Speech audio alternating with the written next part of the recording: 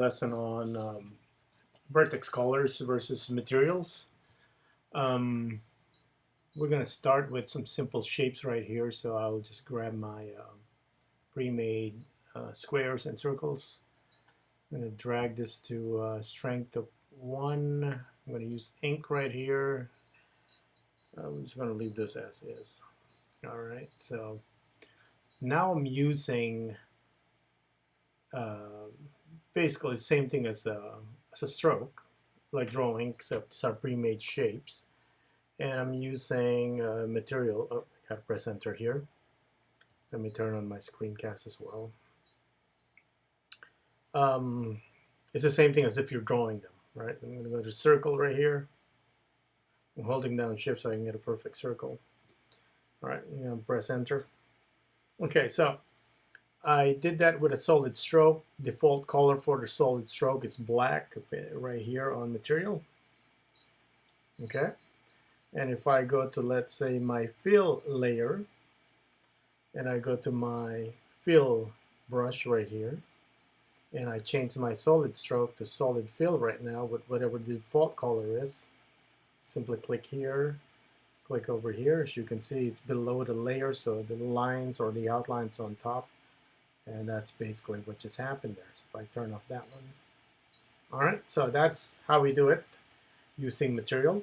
Okay, but the thing is, if you want multiple colors, you're going to have to accumulate vertex color.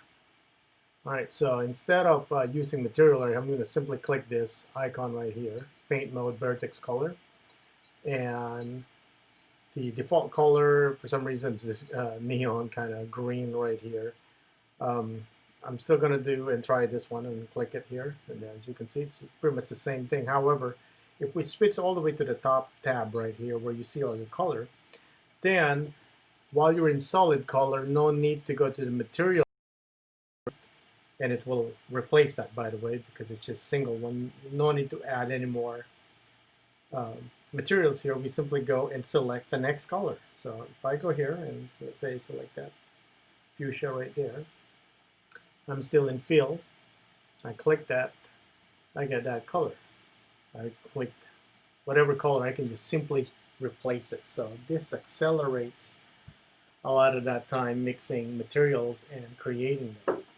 You can also add colors to your or different palettes. So let's say right here, I've decided I'm going to do manual. I'm going to go right there and then make that halfway, right like so, and I click this.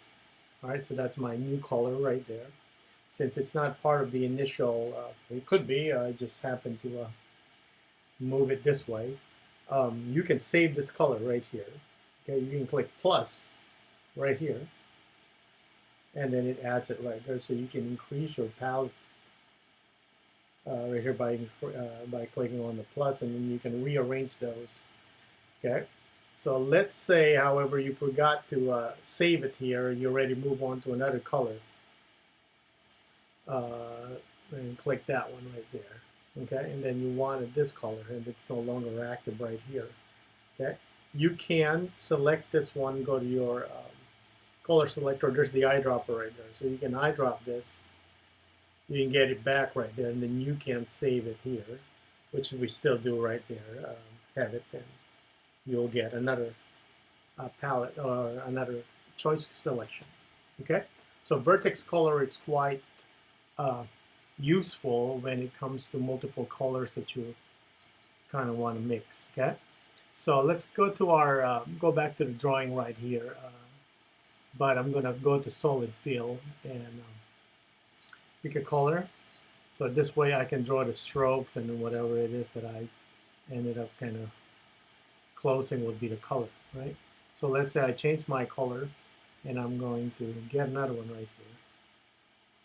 Okay, oops, sorry, let me change that color. All right, as you can see, I'm drawing on top, but if we go to this brush right here called Tint, you can then kind of mix the two together, okay, depending on the strokes that you have, because this one's pretty much kind of solid. So if I go and click on the outline, as you can see right there, It's like it's tinting it. All right.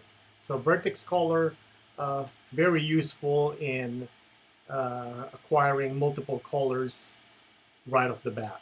Okay, as opposed to going to materials and then selecting your materials and making sure that's the stroke or the feel. This one's whatever it is that you pick between the modes. If I go here, right? If I select the pre-made materials, which is solid stroke or just the outline or solid fill, and I could just easily change my color selection based on the vertex selection right here. Okay, so let's take a look at how we can kind of quickly change color, and I'm going to open one right here that we'll do for class. So, all right, so this is the tutorial I'm doing right here. We part of our exercise. I animated a drop, and it's the student's responsibility to make Totoro react to the drop, blink an eye, or the nose would, definitely change shape. There's that. We just kind of drop right there. And this is all colored using Vertex Color. All right. So it looks like I have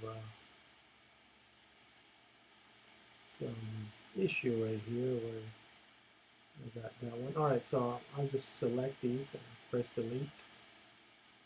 And just re-drag this Shift D.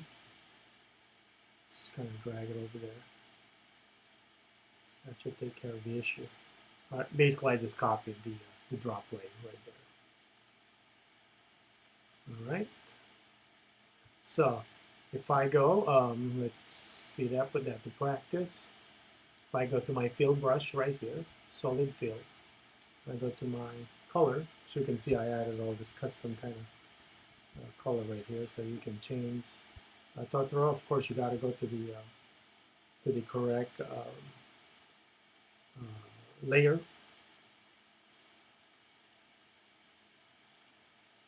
All right. And you get the point right there. So I got to get rid and clean some of those lines going on in there. Those are from my previous delete. All right. So, and you can, actually I need to open both of those. You can just quickly change colors based on just the vertex color.